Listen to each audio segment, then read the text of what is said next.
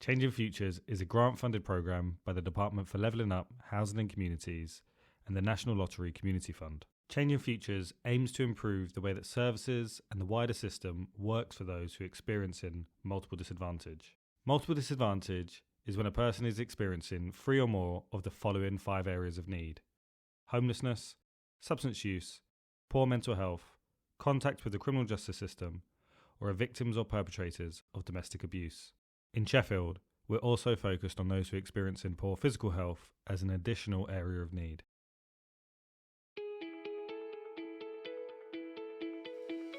But Changing Futures isn't just a programme, it's evidence-based, collaborative, co-produced, learning, effective. Multiple disadvantage affects individuals, families, communities, and our city. And getting the right support in place for those experiencing it is important to us all.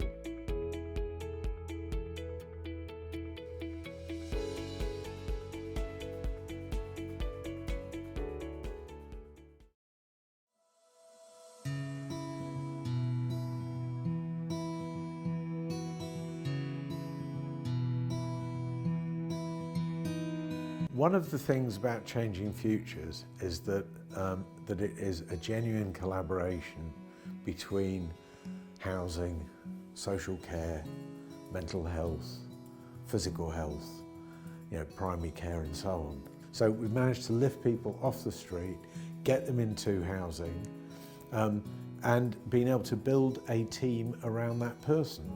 And I do think that's helped them stay off the street. I'm not saying we've got this finished, it's done, it's not. It's job started.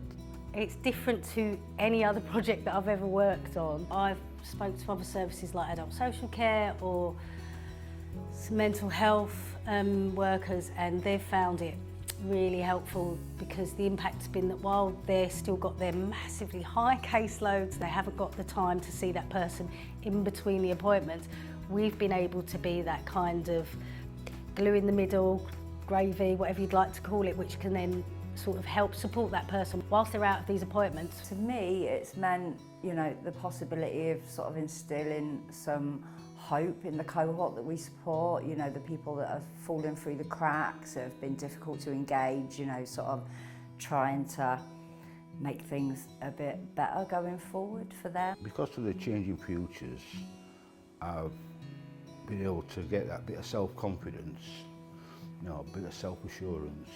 It's given me a platform to actually work and start doing other projects. I think from the very outset this programme's been about bringing agencies together and working in a really joined-up way and having a one-voice approach to this. And I think that in itself is quite powerful.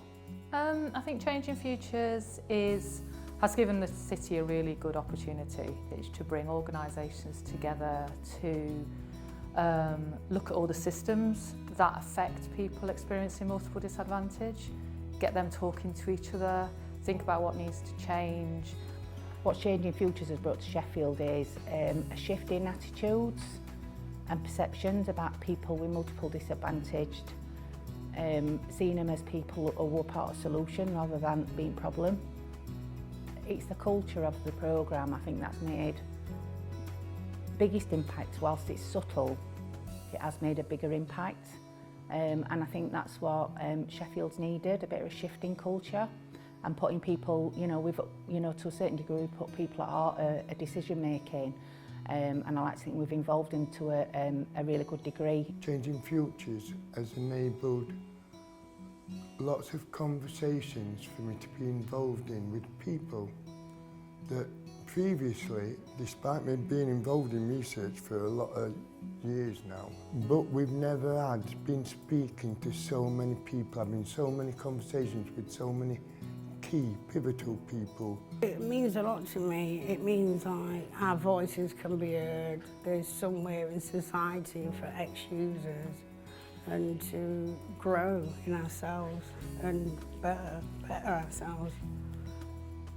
just walking through that door has a positive effect on everybody that walks through that co-production door. I think it does. I was a volunteer for around 18 months altogether, and it got me into paid employment, so that's been good, been a leg up for me when I didn't think I'd ever be able to get a proper job because of my criminal background. I guess before Changing Futures, there wasn't that much of an awareness around the value that lived experience brings to the table. It really does feel like there's been a shift in that regard. The standout thing for me, I will say, over the last couple of years has been the success of the co-production work. Working with our co-production associates has really made me personally think about how I think about things, how I work with individuals and therefore organisations. Now, I think the Changing Futures programme would tell me, hang on, wait a minute, why aren't we jointly commissioning our response to all of these people? So physical health, primary care, mental health, substance use, and housing and social care. There should be a joint commissioning approach that would, that would make it easy for us to build these teams around people. The issue about tackling inequalities is talked about quite a lot, but it's often talked about quite a theoretical level. And for me, what this is about a programme that actually has put people very much at the heart of it and put people's voices and lived experience is core to how we make the changes. I think that many voices, many people means a ground system leadership, because it becomes not just about one or two people, it becomes about a movement, it becomes about ownership across the city. The Changing Futures programme means to me the start of a conversation about inclusion and with people with lived experience, which is going to be necessary moving forwards if we're going to create systems and services that have positive impacts on people experiencing disadvantage.